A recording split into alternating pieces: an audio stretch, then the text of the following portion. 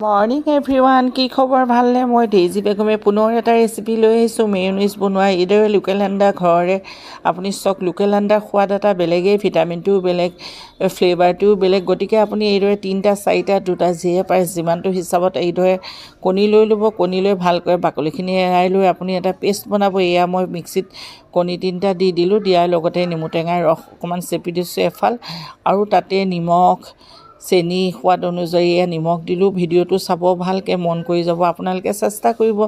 আৰু এইদৰে পাউদাৰ গাখীৰ 2-3 চামুচ দি ল'লোঁ, তাতে অকণমান ৰাইচ ব্ৰেন তেল দি ল'লোঁ। আৰু ইমান ধুনীয়া সুন্দৰ মেয়নিজ হ'ব, আপোনালোকে খাই চাব। বাচ্ছাৰ কাৰণে অতিয়ে হেল্ডি, মোৰ সেইটো কাৰণে আপোনালোকৰ ওচৰত এইদৰে মিক্সিত পিচি ল'ব। বৰ ধুনীয়াকৈ এটা পেষ্ট হ'ব।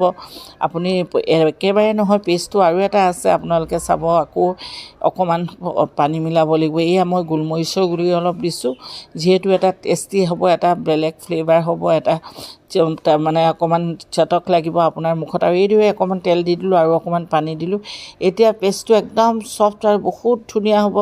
আৰু ইফালে মই নেক্সট এটা লৈছোঁ, এইদৰে টাৱাত অকণমান তেল দি ভালদৰে, টাৱাখন আপোনালোকে দেখিছেনে, ফ্ৰাই পেনখন কিদৰে এইদৰে তেলটো বলাই লৈছোঁ। আৰু তাতে মই ব্ৰেড কেইখনমান ফ্ৰাই কৰি দিম। আপোনালোকে এই ব্ৰেডকেইখন ফ্ৰাই কৰাৰ পিছত ইয়াতে মেয়নিজ ভালকৈ লগাই দিব। লগাই পিনে বাচ্ছাবিলাকৰ কাৰণে খুব ভাল, ডাঙৰেও খাব পাৰে, যিহেতু আমাৰ সন্ধিয়া আৰু মৰ্ণিঙত এটা নাস্তা হ'বই। দেখিছেনে কিমান ধুনীয়া এটা পেষ্ট। আৰু এইদৰে লগাই ল'ব, ব্ৰেডত লগাই পিনে আপোনালোকে ধুনীয়াকৈ ছাৰ্ভ কৰিব। অতি টেষ্টি হৈছিল, খায়ো ভাল লাগিল।